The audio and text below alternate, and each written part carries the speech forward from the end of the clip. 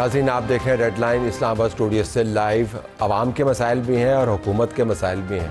आवाम के मसाइल से हम प्रोग्राम में शुरू में आपको आगाह कर देते हैं कि मुल्क भर में आटे की कीमतों में एक मरतबा फिर इजाफ़ा हुआ है और कुछ रिकॉर्ड आपको बनते हुए नज़र आ रहे हैं। अगर आप शहरों के नाम देखें जहाँ से हमने तफसीलात लिए हैं तो कराची, इस्लामाबाद, कोयटा, खुजदार, लाहौर, सरगोदा, गुजरांवाला, भावलपुर, सियालकोट, फैसलाबाद, पेशावर, पिंडी, हैदराबाद, बन्नू, सखर, लाड़काना, मुल्तान और दर्जनों और शहर हैं जिनके अंदर आपको आटे की कीमतों में इजाफा होता हुआ नज़र आ रहा है। जब मैं मिल ओनर से बात करता हूँ तो वो कहते हैं जी कि हमारे बस का रोग नहीं है, जो आने वाला बहरान है उसका आपको आप तसव्वुर नहीं कर सकते कि उसका इम्पैक्ट क्या होगा। हमारे पास आटा है ही नहीं, गंदम हमारे पास है ही नहीं जिससे हम आटा बनाएं।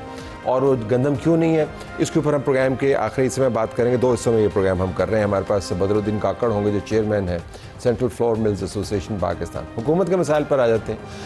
पाकिस्तान मुस्लिम लीग नून की हुकूमत बज़ाहिर तो आपको बड़ी तगड़ी नज़र आती है, खारजा महाज के ऊपर, दिफाई महाज के ऊपर, अभी बजट भी उन्होंने पास करवा लिया, तो अमूमी तौर पर आपको रेटिंग्स इनकी ठीक नज़र आती है। लेकिन इस्लामाबाद के अंदर जो चैटर हो रहा है, जो बातचीत हो रही है, उसके अंदर लगता ही है कि हुकूमत के कुछ बुरे दिन भी आए हुए हैं। जो कुछ हालिया स्कैंडल्स सामने आए, एक बड़ा घिनौना किस्म का मुकदमा, इसके अंदर हुकूमत के आला हुकाम को घसीटने की कोशिश की गई, इसके अंदर डिप्टी प्राइम मिनिस्टर को घसीटने की कोशिश की गई। फिर जो इत्तेहादी हैं वो कह रहे हैं जी कि हमने अपोजिशन की सीटों के ऊपर चले जाना अगर आपने हमारे मुतालबात न माने। गुड गवर्नेंस के इशूज़ भी हैं जिनमें से चंद एक को हाईलाइट किया है आज चीफ ऑफ डिफेंस फोर्सेस ने। उसका ताल्लुक बराह रास्त आपको हुकूमत से नहीं बनता हुआ नज़र आता, लेकिन डोमेन इन्हीं का है। इन तमाम मामलात से बात का आगाज़ कर लेते हैं। सेंट्रल राना सनाउल्लाह खान साहब वज़ीर-ए-आज़म के मुशीर, सियासी अवामी अमूर, नून लीग के सेंट्रल रहनुमा हमारे पास मौजूद हैं। राना साहब बहुत शुक्रिया जी। उनका तो रोल या कम से कम उनकी बयानिए तो हुकूमतें तब्दील करवाने के वक्त भी हमने सुने, तो अमूमन ऐसी बातें उसी वक्त होती हैं जब हुकूमतों में तब्दीली होने वाली हो, कोई ओहदे तब्दील होने वाले हों। ये भी चैटर हम बराबर में सुन रहे हैं। तो आप जिन लोगों की आप बात कर रहे हैं ना, वो तो रोज़ रात को सोने से पहले हमें ख़त्म करके सोते हैं, उसके बाद जब सुबह उठते हैं तो फिर हम मौजूद होते हैं। तो आपके ख्याल में जो वो बातें कर रहे हैं उनके पीछे कोई एब्सोल्युटली ये उनके यानी ख्यालात हैं, उनके अपने अंदर का जो है वो उबाल है, अनाद है और ये एक कल्ट मेंटालिटी है। और ये भी है कि वो लोग तो हर वक्त इस तलाश में रहते हैं कि कोई ना कोई जिसके भी वो, यानी ऐसे लोगों को आप ये नहीं कह सकते कि ये लोग को फेयर तबसरा करने वाले हैं, को फेयर बात करने वाले हैं। ये बात तो कभी उनको नसीब हो ही नहीं सकती। वो जिस तरफ लगे हुए हैं उस तरफ वो यही कुछ करते रहेंगे, और जिस तरफ उनको कोई चीज़ नज़र नहीं आती उस तरफ उनको कभी नज़र नहीं आई, तो वो कामयाब नहीं होंगे। और आपकी हुकूमत जो है वो तगड़ी खड़ी है। सवाल ही पैदा नहीं, ऐसे लोग कभी भी कामयाब नहीं होते। लेकिन आपकी हुकूमत तगड़ी खड़ी है, कोई चैलेंजेस नहीं, इसमें कोई शक है? कोई शक नहीं। हुकूमत के तगड़े खड़े होने में कोई, आप मुझे बताया ना कहाँ पे शुबा है आपको? वैसे अमूमी हालात कोई ठीक नहीं है अगर आप देखें। नहीं, अमूमी हालात से क्या मुराद है? अमूमी हालात से मुराद ये है राना साहब, मैंने आटे से शुरू किया, लोगों के मसाइल का मैं जिक्र करता हूँ। इकॉनमी के मसाइल मौजूद हैं। आज जो चीफ ऑफ डिफेंस फोर्सेज हैं उन्होंने बयान दिया है गुड गवर्नेंस के हवाले से। हुकूमत की बात नहीं करें, लेकिन वो कह रहे हैं कि आपको मजबूत इंतजामी ढांचा चाहिए, लोगों की फलाह के लिए गवर्नेंस आपने करनी है। वो आर्मी चीफ ने तो नहीं करनी। नहीं, इकॉनमी जो है वो बेहतर हुई है और बेहतर होनी चाहिए।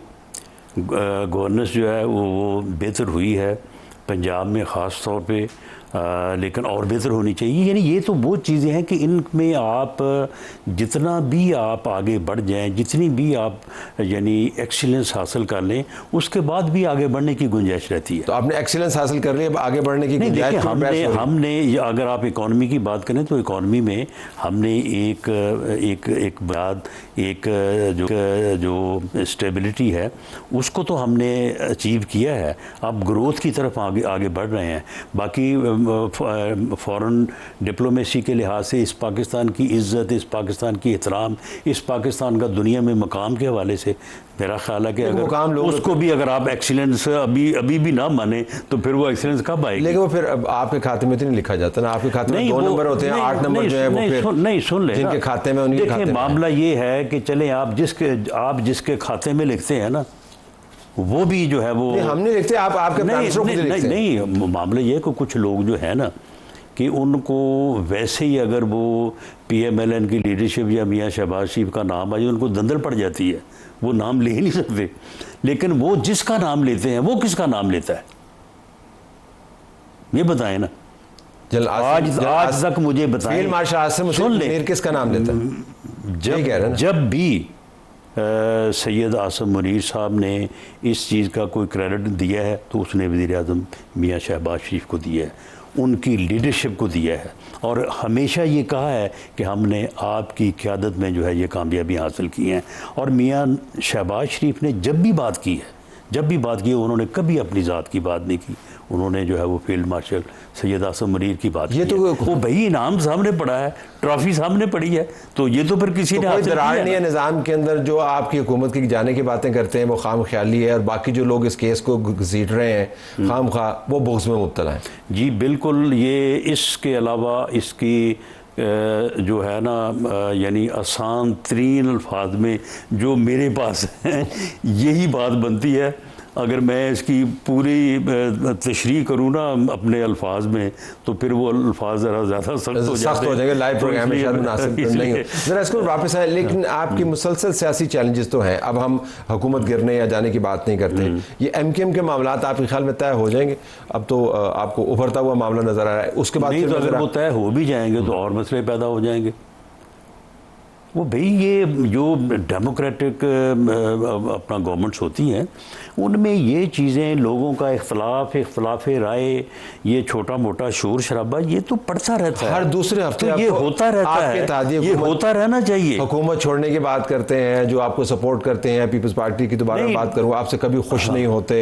AJK के मामला आपके सामने हैं। कराची के अंदर अब वो मजहबी जमातें जिनमें से कालादम है उसने जियो के मामले के ऊपर एक बहुत बड़ा जलसा किया। मतलब आपको ना ये, और फिर ऊपर से दहशतगर्दी के मामला हैं, ये आपको चीजें ना इकट्ठी, तो इस वक्त शायद चूंकि आप ताकत में ना आपको ये नजर नहीं आया। हमें सब नजर आ रहा है। ये आपने जिस कलदम जमात की बात की है जिन्होंने जियो के खिलाफ जो मुजाहरा किया है, मैं समझता हूँ कि ये बड़ी तशवीशनाक बात है।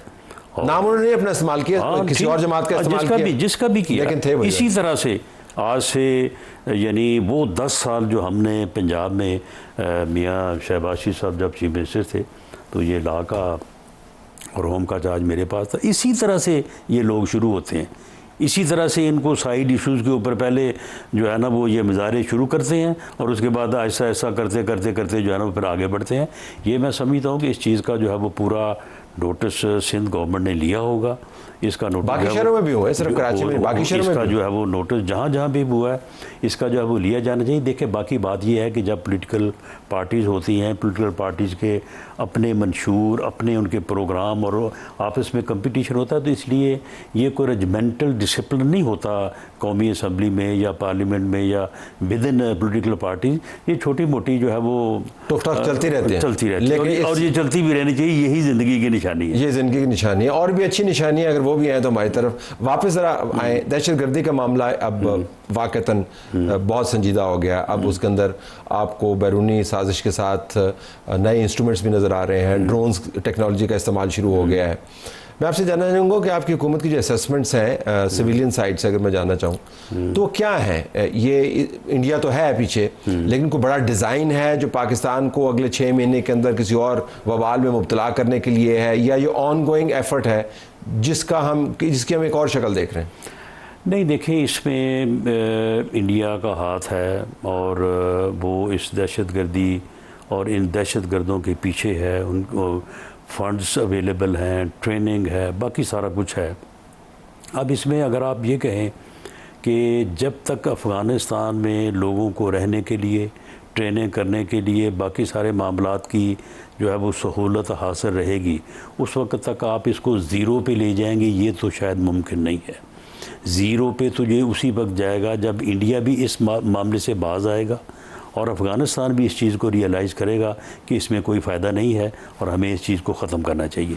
लेकिन उस वक्त तक जब तक कि वो ये सारा कुछ करते रहें पाकिस्तान को नुकसान पहुंचाने के लिए, तो पाकिस्तान को पूरे हौसले के साथ, पूरी हिम्मत के साथ, और मैं समझता हूँ कि हमें इस किस्म के तबसरे और इस किस्म के एनालिसिस जो है वो नहीं करने चाहिए। किस किस्म के? ये पे जी वो उन्होंने ये कर दिया, अब उनको पता नहीं कौन सा डिज़ाइन बनाएंगे, ऐसे कर देंगे, वैसे कर देंगे। ये तो नहीं, सुन ले ना, सुन ले बात। सिक्योरिटी फोर्सेस के नुमाइंदे ने सहाफ़ियों को ब्रीफिंग में खुद बताया है इंडिया के हवाले से कि बहुत बड़ा प्लान उन्होंने मुरतब किया हुआ है। तो बस ठीक है, उन्होंने प्लान मुरतब किया हुआ है, उसका काउंटर प्लान हम मुरतब कर रहे हैं, हमने किया है, हमें करना चाहिए। और उसके मुताबिक जो अफ़गानिस्तान को ये मैसेज दिया गया है बड़ा दो टोक अंदाज में कि आप अपनी सरज़मीन को हमारे ख़िलाफ़ दहशतगर्दी के लिए इस्तेमाल करने से रोकें, ये आपकी ज़िम्मेदारी है। अगर आप नहीं रोकेंगे तो फिर हम मजबूर हैं कि हम जो है वो जो भी कंट्रोल लाइन है उसके क्रॉस आके तो फिर आपका जो है ना वो बंदोबस्त करें। वो साथ साथ हो भी रहा है और यही इसका हल है, इसके अलावा इसका और कोई हल नहीं है। इंडिया अफ़गानिस्तान और अफ़गानिस्तान के तालिबान के पीछे है। इंडिया के हवाले से हमने देखा कि हमारी यहाँ से जवाब जो है पहले भी सख्ती जाता था, लेकिन अब ज़रा आवाज़ मज़ीद बुलंद हुई है। इंडस वाटर ट्रीटी के ऊपर बार बार बयानात देख रहे हैं। लेकिन बराबर में राना साहब ये ट्रैक टू डिप्लोमेसी का भी चल रहा है कि लोग जाते हैं और फिर 3 मुलाकातें तो हो चुकी हैं, 1-2 आपके पार्टी के लोग भी थे, एक मुलाकात में तो थे जिसके बारे में मुझे पता है। तो ये कोई ऑफिशियल सैंक्शन से हो रहा है आपके ख्याल में? आज खुद तो नहीं होता, वो तो हमें पता है ना, ऐसी बातें खुद तो नहीं होती। वो फिर ऑफिशियल सैंक्शन तो आप उसी वक्त कह सकते हैं ना जब ऑन रिकॉर्ड हो या ऑन दी पेपर। लेकिन आपकी पार्टी के अंदर कोई बातचीत है कि ठीक है सियासी जमातों को? पर ये चीज़ें जो है ना ये मैं कोई आज की बात नहीं कर रहा, ये हर वक्त ही इसे आप वो क्या इसको बैक डिप्लोमेसी, जी बैकडोर डिप्लोमेसी है, ट्रैक टू डिप्लोमेसी, ये चलती रहती है, अभी भी चल रही है, यकीनन कभी भी रुकी नहीं है, कभी भी रुकी नहीं है, बावजूद इसके कि हिंदुस्तान के साथ हमारे ताल्लुकात इंडस वाटर ट्रीटी के हवाले से तो और इस बाज़ औक़ात इसके अच्छे नताइज भी निकलते हैं, नताइज भी निकलते हैं। और मियाँ नवाज शरीफ साहब के ज़माने में मियाँ नवाज शरीफ साहब ने इसी ट्रैक 2 कहें या ऐसे बैकडोर डिप्लोमेसी कहें, इससे ऐसे हालात उन्होंने पैदा कर लिए थे कि अगर उनको उस वक्त ना रोका जाता और उनके ख़िलाफ़ जो है वो नारे और वो यानी वो जो कुछ भी उस वक्त हुआ, अब उसको आप किस तरह से एक्सप्लेन करेंगे, अगर वो ना किया जाता तो शायद ये ख़ित्ता जो है ये दायमी अमन से हमकिनार हो जाता। वो तो और इल्ज़ाम लगता है कि आप तो मोदी के साथ दोस्तियाँ बना रहे थे। यही बात है, ये कितनी बदकिस्मती है कि बाद में आप जिसके साथ हाथ मिलाने के लिए तरसते हैं उनको घरायों को आप जो है वो गालियाँ देते हैं, उनके ख़िलाफ़ जो है वो आप जो है वो एजिटेशन करते हैं, जिनको आप उस बाद में आप कहते हैं कि वो बड़ी परेशानी है, मोदी फ़ोन नहीं सुन रहा, मोदी जो है वो कल से खामोश है, अब पता नहीं वो क्या कर देगा, वो कोई मिसाइल का हमला ना हो जाए हमारे ऊपर। तो जब वो घर आता है तो फिर आप उसको गालियाँ देते हैं, आप उसको कहते हैं कि जी इसका जो यार है वो भी गद्दार है और ये भी गद्दार है। तो ये सारी चीज़ें जो हैं वो इनसे सबक सीखा जाना चाहिए, लेकिन वक्त हमने ज़ाया किया है, वक्त ज़ाया किया। उस वक्त ये हो जाता और ये ख़ित्ता अमन से हमकिनार हो जाता तो ये ना हमें IMF के और ना ये जिन मामला में हम इस वक्त उलझे हुए हैं ये शायद जो है ये सारे दूर हो चुके होते और पाकिस्तान आज वो G20 के अंदर एक मुल्क होता। तो अब इसकी गुंजाइश कम हो गई है आपके ख्याल में? ना होने के बराबर है? इन मारूजी हालात के पेश नज़र जंग हुई, उनकी तरफ से जो हरकत व सकनात हो रही हैं, पाकिस्तान के घेरा डालने को, इसको आप किस तरह से वैल्यू करेंगे कि मार्का हक के बाद हिंदुस्तान को जो हज़ीमत उठानी पड़ी है वो अब उसे बोले नहीं बोलती, लेकिन वो कामयाबी भी ज़रूरी थी। अब हम ये नहीं कह सकते कि वो जाहिर है जब जंग इम्पोज कर दी जाती है वो होना भी जो है वो ज़रूरी था, लेकिन अब मार्का हक के बाद अब वो कन्वेंशनल वार आपसे नहीं करेगा, न्यूक्लियर वार का वैसे कोई जवाब ही नहीं बनता, अब वो यही करेगा और वो ये कर रहा है। और इसके लिए वो आज़ाद कश्मीर की तरफ भी उसने अपना पूरा जो है वो फंड्स का और पूरी उसकी कोशिश जारी है, बलूचिस्तान में भी जो है वो जारी है और KPK में भी। तो इसका जो मैं समझता हूँ कि हमें मुल्क के अंदर जो जिस तरह से आपने बात की है कि हमें अपनी गवर्नेंस को भी बेहतर करना चाहिए, अपने इंटरनल इश्यूज़ को भी बेहतर करना चाहिए, लेकिन साथ साथ ये भी तहैया करना चाहिए कि ये मुकाबला हमने करना है। ये जब तक इंडिया है या जब तक इंडिया दोबारा इस बात से पीछे हट के जो है वो एक जो है वो कंप्रोमाइज़ और सुलह के तरफ नहीं आता, तो उस वक्त तक हमें इसको फेस करना है। बिल्कुल, आखिर में 1 मिनट में एजेके के हालात काबू में, इलेक्शन की फोरकास्ट क्या है? के हालात बिल्कुल कंट्रोल में हैं, वक्त पे हो रहे हैं इलेक्शन और वक्त पे इंशाल्लाह ताला जो आपकी जमात जीत रही है वहाँ पे। देखिए, मैं ये बात यहाँ पे इसलिए नहीं कहूँगा कि ये चीज़ जो है वो फिर दूसरों के लिए थोड़ा जो है वो एतराज़ का बायस बनती है। देखें, हम भी पूरी कोशिश कर रहे हैं जीतने की, बाकी भी सारे कर रहे हैं। इलेक्शन फ्री होंगे, फेयर होंगे, क्रेडिबल होंगे, जो जीतेगा उसको गवर्नमेंट दे, यही हल है। और जो सड़क के ऊपर लोग बैठे उनका क्या होगा? सड़क के ऊपर वो बड़ी महदूद, दंगा फसाद ना हो जाए ना, बड़ी महदूद तादाद में और एक ही ज़िले में बैठे हैं, और उनको वहीं तक अगर महदूद रखा जाए तो मैं समझता हूँ कि आज़ाद कश्मीर के जो बाकी 10 डिस्ट्रिक्ट हैं उनमें कोई प्रॉब्लम नहीं है। रावला कोर्ट में ना हो और बाकी 10 अजला के अंदर हो। रावला कोर्ट में भी इलेक्शन में लोगों ने कागजात जिस बड़ी तादाद में जमा करवाए हैं, तो मैं समझता हूँ कि वो इलेक्शन वहाँ पे भी होंगे। और ये लोग जो है ये बहरहाल इस बारे में मैं अभी कोई हतमी बात नहीं कर सकता, लेकिन इनको ये अपना एहतजाज कॉल ऑफ करना चाहिए। नहीं, बहुत कुछ होना चाहिए, लेकिन वो कर नहीं रहे। तो इलेक्शन से मेरा पहले ख्याल है कि इस बारे में भी कोई बात कहना कबल अज़ वक्त है, लेकिन ये इशू भी रिजॉल्व हो जाएगा। कोई टाइम फ्रेम इसका नहीं? टाइम फ्रेम तो यही है, इलेक्शन से पहले, अगले हफ्ते 10 दिन में होना चाहिए। अगले हफ्ते 10 दिन। राना साहब, बहुत शुक्रिया आपने ज्वाइन किया। प्रोग्राम हमारा जारी है।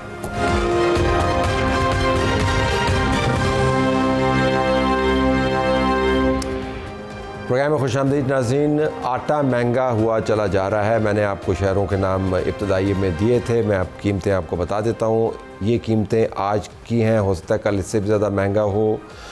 20 किलो आटे का थैला अमूमी तौर पर थैला जो है वो 2900 रुपये का हो गया है। कराची में भी 2900 का है, इस्लामाबाद कोयटा खुशदार में 2800 का है, लाहौर में 2250, 2240, गुजरांवाला बहालपुर में 2400, सियालकोट में 2300, पेशावर में इससे महंगे हैं, पिंडी में इससे महंगे हैं 2740, लड़काना में 2500, मुल्तान में 2420, बन्नू में 2700 और 2560 सक्खर में। बताने का मकसद ये है, एक मुल्क है, उसके अंदर एक ही किस्म की गंदम होती है, एक ही किस्म का निज़ाम मौजूद है, और कीमतों के अंदर वेरिएशन देखें। और तमाम कीमतें जो हैं ये पिछले हफ्ते की कीमतों से ज़्यादा हैं।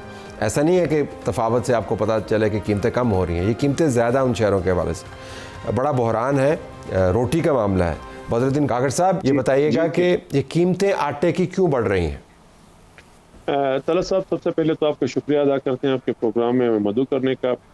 इसको एक इन शॉर्ट समझाने के लिए आपके देखने वाले सुनने वाले जो हैं, इसमें हमारे मुल्क का जो इन शेप ऑफ वीट जो फूड सिक्योरिटी है, क्योंकि यहाँ पर स्टेपल फूड गंदम ही है, गंदम का बना हुआ आटा है, इसका 75% शेयर जो है पंजाब के पास है, जो गंदम की पैदावार है। और पंजाब की एग्रीकल्चर सेक्रेटरी डिपार्टमेंट के वित्त सेक्रेटरी ने खुद ये क्लेम किया है कि हमारे पास 22 लाख मैट्रिक टन गंदम हुई है, जो 22 करोड़ बोरियां बनती हैं 100 kg की। अगर ये सच है तो गुज़िश्ता अगस्त से लेकर आज तक पंजाब से खैबर पख्तूनख्वा, सिंध, बलूचिस्तान और खैबर पख्तूनख्वा तो वीट पेशेंट है, वो दूसरों पे रिलाई करते हैं। बलूचिस्तान कुछ 4-5 महीने उनकी अपनी गंदम होती है जो उसके नेरी इलाके है, उसके बाद वो भी दूसरे सूबों की तरफ देखते हैं। लेकिन गुज़िश्ता अगस्त से ये पाबंदियाँ लगी हुई हैं। यही वो मेन वजह है कि मुल्क के अंदर आपको मसावी रेट्स नहीं मिल रहे हैं, क्योंकि आइन के आर्टिकल 151 का तकाजा यही है कि पूरे मुल्क के अंदर फ्री ट्रेड हो। लेकिन पंजाब गवर्नमेंट ने इसको मॉनिटरिंग के नाम से चेक पोस्टें बनाई हुई हैं, जिस पे गुज़िश्ता अगस्त से लेकर आज तक वहाँ के जो खैबर पख्तूनख्वा के फ्लोर मिल्स हैं, वहाँ गंदम उनका रॉ मटेरियल है, उन मिल्स को उनको मुयसर नहीं है, through proper channel free movement के साथ मुयसर नहीं है। रिश्वत के ज़रिए पैसे दे करके उसका कॉस्ट भी आम आवाम पे कर रही है। तो ये वो बुनियादी वजह है कि पूरे मुल्क के अंदर जो आपको डिप्रिशिएटिव रेट्स नज़र आ रहे हैं, इसकी वजह भी यही है। काकर साहब, आप चूँकि central flour mills association of Pakistan को रिप्रेजेंट कर चेयरमैन हैं आप उसके, जी। आप पंजाब के हालात से भी बखूबी वाकिफ़ हैं। जब मैं पंजाब के मिल ओनर से बात करता हूँ, वो केपी के मिल ओनर्स की तरह और बलूचिस्तान के मिल ओनर्स की तरह, वो भी हमें ये कहते हैं कि हमारे पास आटा नहीं है, हमारे पास इतना आटा नहीं है कि हम 2 दिन मिल को चला पाएँ। और वो बार बार इस बात पर इसरार करते हैं कि ये नहीं है कि आटे की कमी है, गंदम मौजूद है, लेकिन हमारे पास गंदम मौजूद नहीं है और हम उसको आटे में कन्वर्ट नहीं कर पाते। तो जिस सूबे के अंदर गंदम मौजूद है, वहाँ की फ्लोर मिल्स की हालत वैसी क्यों है जिस तरह के बताते हैं? इसकी बुनियादी वजह यह है कि तलत साहब, हम बहुत सारी चीज़ें छुपाने की कोशिश कर रहे हैं। जब से ये मौजूदा गवर्नमेंट आई, इससे पहले केयर टेकर गवर्नमेंट भी इसे बशमूल, जो 3 साल गुजरे, इसमें ग्रोअर को बुरी तरीके से मार पीटी, उसको उसके फसल का सही कीमत नहीं मिला। जिस रेट में उसका पर मन तैयार होता था, उससे कम पे पंजाब गवर्नमेंट ने भी कोशिश की कि उससे कम पे उसको पेमेंट मिले। पिछले साल भी अगर वीट बोर्ड में कहा जाता था कि पी मन का खर्चा 3200 से 3300 आता है, इन्होंने 2800 रुपये पे उनको रखा कि आपको आपसे ज़्यादा नहीं। उससे पहले केयर टेकर गवर्नमेंट में हम लोगों ने इतनी गंदम मंगवाई कि हमारी अपनी जब फसल आई तो कोई ख़रीदार नहीं था। ये उन 2 सालों का जो रिज़ल्ट है इस तीसरे साल में आपके पास आया है कि मुल्क के अंदर चूँकि ये तस्लीम करने से कासिर हैं कि शायद हमारे मुल्क में गंदम की पैदावार जो है, ये जो हम बताते हैं जो आदाद शुमार उससे कम है, क्योंकि स्पार्को कहती है कि मुल्क में पिछले साल से गंदम जो है 3.6 मिलियन मेट्रिक टन जो है कम है, लेकिन ये उसको तस्लीम करने को तैयार नहीं है। तो मसनूई तरीके से पैरापोर्स के ज़रिए मुख्तलिफ किस्से से दीवारें तोड़ करके, मिलों के गेट्स तोड़ करके, गला मंडियों के अंदर व्यापारियों को धमकियाँ दे करके और प्री मूवमेंट को पंजाब के अंदर उसको मशरूत किया गया है ख़रीदारी को परमिट के ज़रिए, ताकि पहले हमसे परमिट बनवाओगे फिर जाके आप ख़रीदारी करोगे। ग्रोअर को भी यही कहा है कि आप इससे महंगा नहीं ख़रीद सकते हो, मिल वाले को भी कहा है। तो एक मसनूई तरीके से कोशिश किया जा रहा है कि इसको मैनेज किया जाए। जबकि ये गवर्नमेंट जब आई, इन्होंने कहा कि डीरेगुलाइजेशन होगी, मार्केट फोर्सेस खुद इसका तयन करेगी ताकि उसको सही रेट जो आपको मालूम हो सके। बेस्ट है हमारे पास इंटरनेशनल बेंचमार्क जो है इम्पोर्टेड वीट है। हमें कम से कम अगर मुल्क के अंदर कोई हमें ख़तरा हो ज़ख़ीराअंदोज़ी का या खुदा न खास्ता किल्लत का, तो हम इंटरनेशनल मार्केट को बर वक्त यूटिलाइज़ कर सकते हैं कि मुल्क के अंदर ऐसी कोई सूरत हाल पैदा ना हो। लेकिन अब वजह यह है कि वफाक इस बार को अपने कंधों पर नहीं लेना चाहते, क्योंकि पिछले दफ़ा केयर टेकर गवर्नमेंट में जो गंदम इतनी ज़्यादा आई तो लोगों ने वफाक उसको मुर्द इल्ज़ाम ठहराया। लेकिन अब वफाक सूबों को कहते हैं कि आप बताएं कि कितनी कमी है आपके पास सूबों में, आप बताओगे तो हम इंपोर्ट के बारे में सोचेंगे। अब अगर पंजाब गवर्नमेंट जैसा जो बड़ा सूबा है, खैबर पख्तूनख्वा और बलूचिस्तान तो पहले से ही मालूम है कि डेफिशिएंट है, अगर पंजाब कहते हैं कि मुल्क में गंदम कम है, बाहर से मंगवाया जाए, तो ये उनका फेलियर होगा। 2 साल के जो उनके करतूत है उनका रिजल्ट अब आया हुआ है। तो उस रिजल्ट को ये तस्लीम करने से कासिर है। तो इस वजह से कोई भी इस चीज़ को सामने नहीं आ रहा है कि मुल्क में गंदम की एक्चुअल जो क्रॉप है, क्या खुदा न खासा मुल्क में कमी तो नहीं है। क्योंकि ये फूड सिक्योरिटी को जो दाव पे लगी है, तो लाजमी बात इसमें हमारी पॉलिसीज़ का वजह है कि हाँ, जब हमारी फूड सिक्योरिटी जो वाफिर जिम्मेदार को सही रेट नहीं मिला, तो आज पाकिस्तान के लोग महंगा गंदम भी खा रहे हैं और हो सकता है कि हमें कीमती ज़र मुबादला खर्च करके बाहर से गंदम मंगाना पड़े। तो आप ये फरमा रहे हैं कि ग्रोअर ने इन हालात के पेश नज़र, पॉलिसीज़ के पेश नज़र गंदम नहीं उगाई, उसको कीमत सही नहीं मिली, लिहाजा गंदम की वाक़तन एक कहत है, एक डेफिशिएंसी है। लेकिन साथ साथ काकड़ साहब, जब मैं अपने रिपोर्टर से बात करता हूँ तो वो मुझे ये भी बताते हैं कि बहुत सारी जगहों पर गंदम पड़ी भी हुई है, ज़ख़ीरा अंदोज़ी भी साथ हुई है, जिसकी वजह से छापे भी मारे जा रहे हैं। हम छापों के प्रोसेस में नहीं जाते कौन छापे मारा है, किस वजह से मारा है, वो एक अलहदा बहस है जो अहम बहस है। लेकिन अगर गंदम नहीं है तो फिर ज़ख़ीरा अंदोज़ी किस चीज़ की है? असल में चंद ऐसे हैं जो जिनके पास थोड़ी बहुत गुंजाइश है, वो गुज़िश्ता साल इनको आलू में भी बहुत ज़्यादा नुकसान हुआ है और फसल पे, क्योंकि पर एकड़ हील अगर पाकिस्तान की देखी जाए, बाकी दुनिया से हम पहले भी बहुत पीछे हैं। जब आपके पास पैसे नहीं होंगे, आप खाद के ज़रिए, खाद और दूसरे जो आप उसके अखराजात होते हैं उसको आप बर्दाश्त नहीं कर सकते। एरिया तो आपकी कल्टीवेशन एरिया उतना ही है, लेकिन वो पर एकड़ हील जो है आपकी वो कम हो गई, तो उसके जो मजमूई आदाद शुमार बहुत बड़ा पड़ जाता है। अब जो आप कह रहे हो कि लोगों के पास गंदम पड़ा हुआ है तो फिर भी ज़ख़ीरा किया जा रहा है, अब ये सब इसी सोच में है जो मतलब जिनका रॉ मटेरियल नहीं है, वो शायद इसी सोच में है कि हमें कुछ बेहतर रेट शायद मिले, ताकि हमारा पुराना 2 साल का जो हमारा जो डेफिसिट है तो उसको हम थोड़ा सा कवर कर पाएँ। और कुछ ऐसे हैं कि नॉन स्टेक एक्टर्स भी हैं जिसका गंदम के साथ डायरेक्ट वास्ता नहीं पड़ता, जैसे फीड मिले हैं या राइस मिले हैं। चूँकि बैंक्स के उन्होंने के पास उनकी लिमिट्स हैं, तो वो सीज़न में गंदम खरीदते हैं, फिर नवंबर दिसंबर में जब राइस का फसल आता है तो उसको वापस रिलीज मार्केट में कर देते हैं, तो वापस वो राइस में कन्वर्ट हो जाते हैं। तो ये भी उनका भी तकरीबन बैंक्स के साथ वो डिक्लेयर्ड है। ठीक है। तो ये इस तरह का एक माहौल है। अच्छा, बिल्कुल आखिर में अगर मैं बिल्कुल आखिर में आपसे पूछ पाऊँ, आपके ख्याल में अगले चंद हफ्तों में गंदम आटे की कीमतें ऊपर जाएंगी, ये बतदरीज बढ़ता रहेगा? आपको एक बड़ा बहरान नज़र आ रहा है कि नहीं? सर 10 तो नहीं होना चाहिए, क्योंकि इसकी वजह यह है कि हम बिल्कुल जुलाई में हैं। ये अगस्त और सितंबर के बाद इसका वाज़े पिक्चर आपके सामने आएगा, क्योंकि आज के टाइम में इस सब के जो वजह है वो पंजाब गवर्नमेंट की जो प्री मूवमेंट को इन्होंने बंद किया हुआ है। तो आपके पास एक्चुअल पिक्चर नहीं आ रहा। डिमांड और सप्लाई पूरे मुल्क में बुरी तरीके से मुतासिर है, क्योंकि 75% जिसके पास शेयर हैं गंदम के, उन्होंने पूरे मुल्क के लिए गंदम की पाबंदी लगाई हुई है। तो डिमांड और सप्लाई जब आपके पास इक्वल नहीं होगी, आप उसका बेहतर अंदाज़ा नहीं लगा सकते। अलबत्ता अगर ये अंदाज़ा हम लगाते हैं शॉर्टफॉल का या ये कहते हैं कि नहीं है, तो ये दोनों चीज़ें जो होंगी परफेक्ट नहीं होंगी। बहुत शुक्रिया काकर साहब, आपने हमें के हालात और वाक़यात क्या हैं, रोटी का मामला है, इसको रिजॉल्व करने की ज़रूरत है। जो नुकात उठाए बड़े अहम हैं और हर जगह पर ज़ेर बहस है। इजाज़त चाहते हैं, अल्लाह हाफ़िज़।